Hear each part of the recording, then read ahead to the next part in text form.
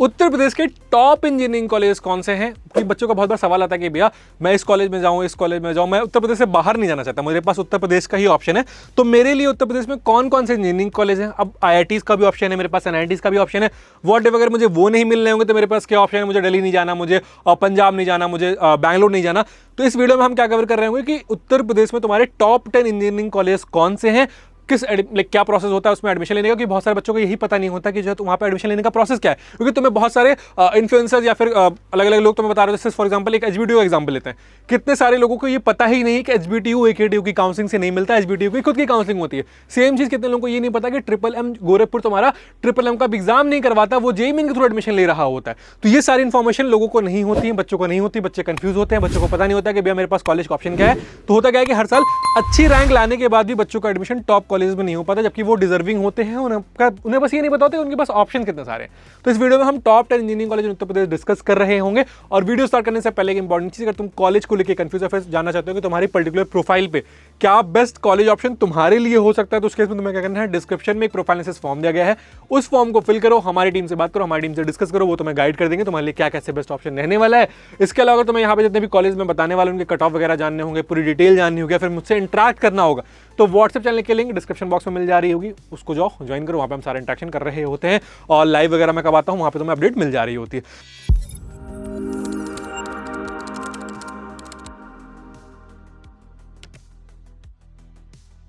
तो उत्तर प्रदेश में बात करेंगे तो देखो, सबसे पहले हमारे पास आईआईटी कानपुर का ऑप्शन आता है। जितने भी तुम्हारी आईआईटी एनआईटी वाले रहेंगे ना, इनको मैं थोड़ा सा जल्दी स्किप करूंगा, क्योंकि मुझे पता है कि जिनकी इतनी रैंक आ रही है, जिनकी जेईई एडवांस में अच्छी रैंक आ रही है, जिनकी जेईई मेंस में अच्छी रैंक आ रही है, उनको पता है, उनका सॉर्टेड है कि भैया यहाँ पे उत्तर प्रदेश में ये 5-6 कॉलेज है, मैं इनको टारगेट करूंगा।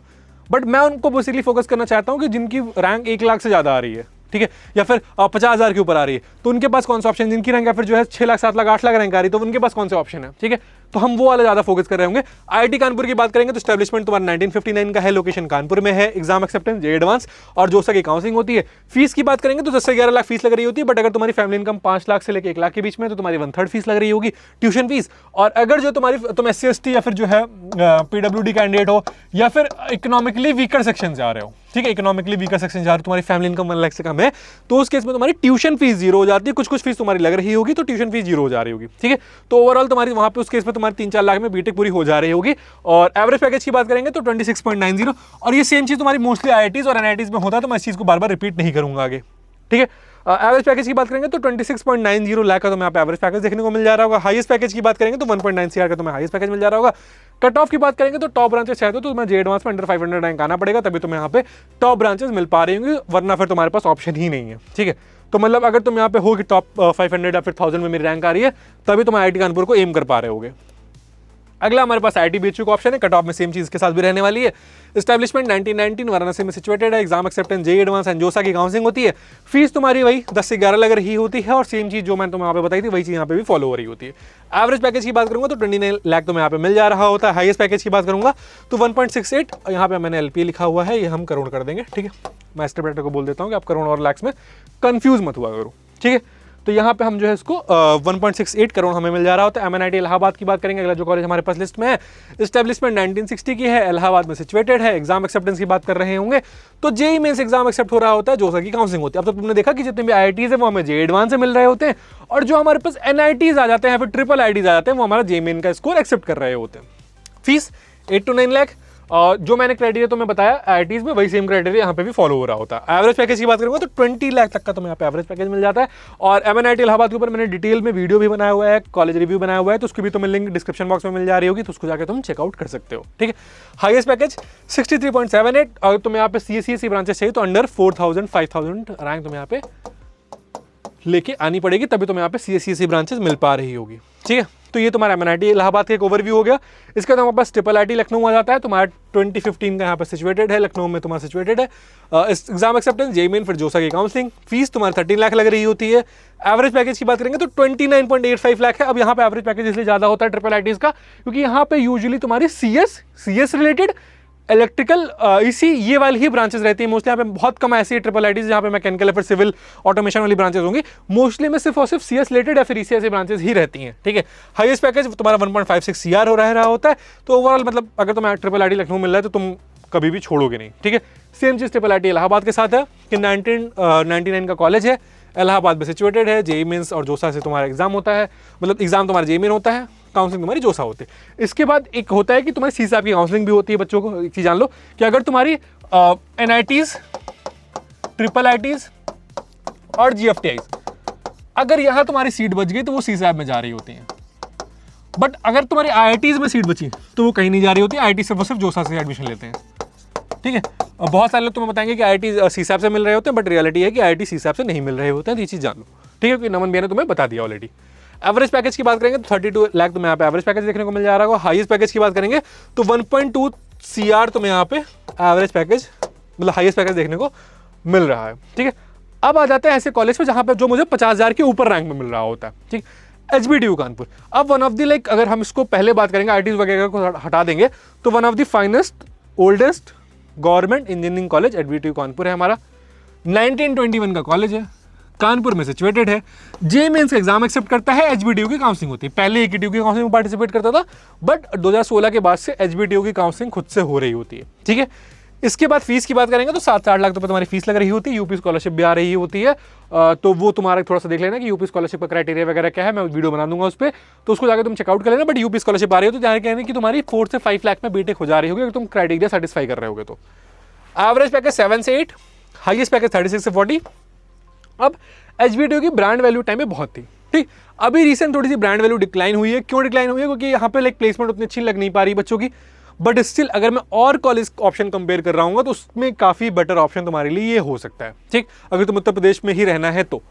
अब यहाँ पे अगर मैं बात करूँगा, यहाँ पे जो तुम्हारी लेदर टेक्नोलॉजी जैसी ब्रांचेज हैं, ठीक, केमिकल जैसी ब्रांचेज हैं, पेंट हो गया, फूड हो गया, इन सब में तुम आगे अगर बीटेक करनी है तो तुम ये वाला कॉलेज ऑप्शन चूज कर सकते हो, क्योंकि यहाँ पे प्लेसमेंट लग जा रही होती है। इसके अलावा तुम किसी भी और ऐसे कॉलेज में जाओगे, Tier 3 गवर्नमेंट कॉलेज में जाओगे, फिर Tier 3 प्राइवेट कॉलेज में जाओगे ना, तो जो तुम्हारी ये वाली ब्रांचेज हैं, केमिकल, फूड, लेदर, यहाँ पे तुम्हें प्लेसमेंट नहीं मिल रही होती है। तो ये एक ऑप्शन है जिसको तुम देख सकते हो अगर तुम कोर इंजीनियरिंग में इंटरेस्टेड हो। ठीक है, मैकेनिकल हुआ, सिविल हुआ, मतलब स्टिल मैकेनिकल सिविल में तो फिर भी डाइसी प्लेसमेंट है, बट लेदर वगैरह में अच्छी प्लेसमेंट, क्योंकि कानपुर लेदर के लिए जाना जाता है, तो वहाँ पे लेदर टेक्नोलॉजी वाले इंजीनियर्स की प्लेसमेंट हो जा रही होती है। अगला हमारे पास IIT लखनऊ है। IIT लखनऊ के एस्टैब्लिशमेंट की बात करेंगे तो 1984 का एस्टैब्लिशमेंट है। लोकेशन की बात कर रहे होंगे तो लखनऊ में सिचुएटेड है। एग्जाम हमारा जेईई मेंस, AKTU की काउंसलिंग प्रोसेस वही है। ठीक है, फीस की बात करेंगे 6 से 7 लाख, यूपी स्कॉलरशिप यहाँ पे भी आ रही होती है। एवरेज पैकेज 6.5 से लेकर 7 तक मिल जा रहा होता है, बट टॉप ब्रांचेस के लिए मिल रहा होता है CSE, EC। ठीक, अब अगर तुम्हें गेट की तैयारी करनी है तो लखनऊ तुम्हारे लिए बहुत अच्छी लोकेशन हो सकती है। अगर तुम गेट की तैयारी करना चाहते हो या फिर तुम किसी कॉम्पिटेटिव एग्जाम की तैयारी करना चाहते हो, उस केस में यहाँ पे मैकेनिकल, सिविल, ये वाली ब्रांच प्रेफर करना। मैकेनिकल, सिविल, केमिकल, ये 3 ब्रांच इस कॉलेज में तभी ले रहे होगे जब तुम्हें प्लेसमेंट से बहुत ज्यादा मतलब नहीं होगा, फिर 3-4 वाली प्लेसमेंट तुम चल जाएगी काम। ठीक है, कोई दिक्कत नहीं आने वाली हमें। बट अगर तुम बहुत हैवी प्लेसमेंट एक्सपेक्ट कर रहे हो कि 15-20 वाली प्लेसमेंट मुझे मिल जाएगी, फिर 7, 8, 9, 10 वाली प्लेसमेंट मिल जाएगी, तो थोड़ा सा इस कॉलेज को अवॉइड करना। कॉम्पिटेटिव एग्जाम की तैयारी करना है तो मैं ये कॉलेज मिल जा रहा है, क्योंकि 1.5-2 लाख रैंक पे मिल जा रहा होता है। बस तुम्हें पता होना चाहिए कि इस तरीके से हम काउंसलिंग करते हैं। उसके लिए नमन भैया तुम्हारे यहाँ पे, तो मैं क्या करना है, बस चैनल को सब्सक्राइब करके रखना है, क्योंकि हम तुम्हारी सारी काउंसलिंग करवा दे रहे होंगे। ठीक है, तो अगर तुम्हारी इतनी रैंक आती है तो तुम्हें यहाँ पे कॉम्पिटेटिव एग्जाम देना है तो तुम इस ऑप्शन को चूज कर सकते हो। ठीक है, 53 LP यहाँ पे हाईएस्ट पैकेज है, ये ऑन कैंपस प्लेसमेंट है, और 1.1 CR की प्लेसमेंट गई हुई है इस कॉलेज से, जो कि तुम्हारी ऑफ कैंपस प्लेसमेंट है। अगले जो कॉलेज हमारे पास है वो है MMM गोरखपुर, एस्टैब्लिशमेंट 1962, गोरखपुर में सिचुएटेड है। मदन मोहन मालवीय यूनिवर्सिटी के नाम से हम इसको जानते हैं। जेईई मेंस का एग्जाम एक्सेप्ट कर रहा होता है, MMM की खुद की काउंसलिंग होती है। काउंसलिंग की कोई भी डेट मिस मत करना, इसलिए बार बार बोल रहा हूँ, व्हाट्सएप चैनल ज्वाइन कर लेना, वहाँ पे तुम्हें सारी अपडेट मिल जा रही होगी। फीस की बात करेंगे तो 6 से 7 लाख तुम्हारे यहाँ पे फीस लग जा रही होती है। एवरेज पैकेज की बात करेंगे तो 6 से 7 लाख तक का तुम्हें एवरेज पैकेज मिल जा रहा होता है। अब यहाँ पे क्या होता है ना कि बच्चे गेट काफ़ी निकाल रहे होते हैं। यहाँ पे काफ़ी सारे बच्चे ऐसे हैं जो गेट या फिर UPSC से एग्जाम क्रैक कर रहे होते हैं, तो उसका रीज़न ये है कि तुम्हें यहाँ पे वो एटमॉस्फेयर मिल जा रहा होता है, यहाँ पे तुम्हारे उस लेवल के बच्चे आ रहे होते हैं। ठीक है, तो अगर तुम्हें कॉम्पिटेटिव एग्जाम क्रैक करना है, गेट क्रैक करना है, या फिर एक डिसेंट प्लेसमेंट लेनी है, 5-6 लाख वाली प्लेसमेंट लेनी है, तो तुम ये ऑप्शन चूज कर सकते हो। इस जस्ट गोरखपुर के साथ थोड़ी सी लोकेशन वाली प्रॉब्लम है कि थोड़ा सा मतलब अभी डेवलपिंग फेज में है, स्पेन बना नहीं है, स्पेन बनने वाली कैटेगरी में है। ठीक है, तुम सारा समझ जाना। तो गोरखपुर अभी उस वाली रेंज में है, तो तुम एक मतलब सिटी वाइज थोड़ा सा ये है कि अगर मैं बात करूंगा कानपुर, लखनऊ और गोरखपुर, तो मैं पहले इसको रेट करूंगा, दूसरे इस पे, तीसरे इसको।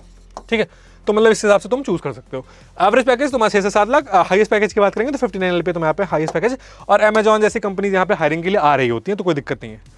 इसके बाद जो हमारे कॉलेज आता है, अब ये ऐसे कॉलेज हैं यार जो मुझे 1.5 लाख रैंक तक मिल जा रहे होते हैं, 1 लाख रैंक तक मिल जा रहे होते हैं। मैकेनिकल सिविल चाहिए तो मुझे 6-7 लाख रैंक पे मिल जा रहे होंगे, कोई दिक्कत नहीं आ रही होगी, और फीस बहुत कम लग रही होती है मेरी यहाँ पे। अब से मैं कनाडी सुल्तानपुर की बात करूँगा तो 4 से 5 लाख तुम्हारी फीस लग रही होती है। स्कॉलरशिप आ जाएगी तो 2 लाख लगभग फीस लगेगी, यानी कि तुम्हारे 2 लाख में बीटेक हो जाएगी।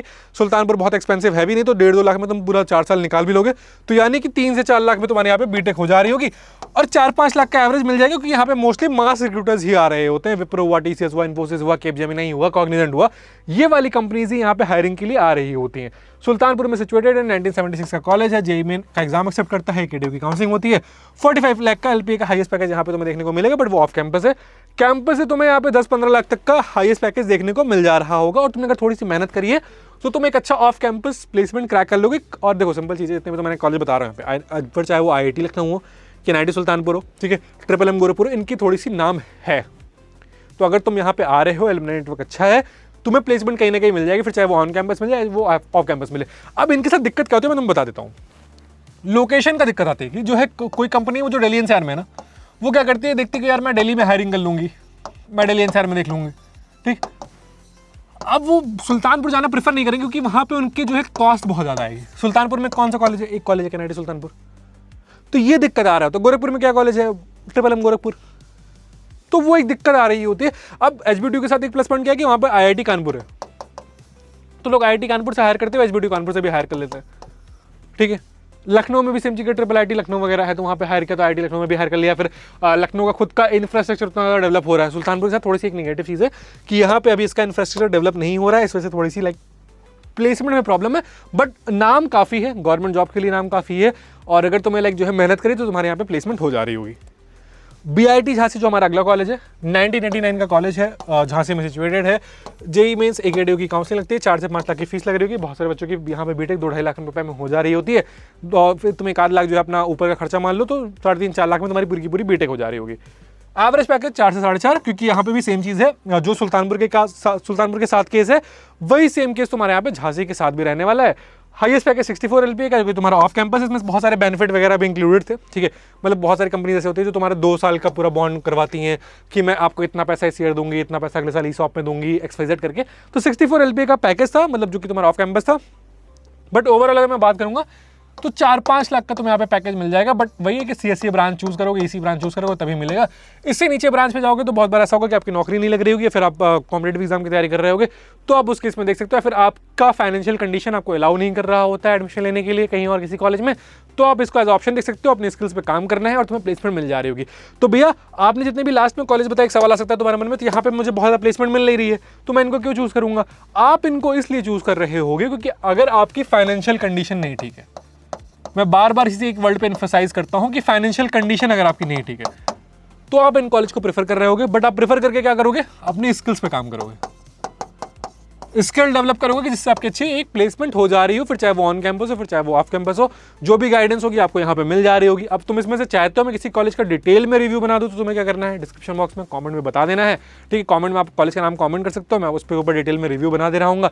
इसके अलावा कोई डाउट है मुझसे कॉमेंट सेक्शन में पूछ सकते हो। इस वीडियो को दोस्तों के साथ शेयर कर देना है। इसी के साथ मैं हूं नमन, कॉलेज करियर काउंसलिंग रिलेटेड। आपको कोई भी डाउट आता है चैनल में पता चल जाएगा, तो आपको क्या करना है? कॉलेज सच को सब्सक्राइब कर लेना है।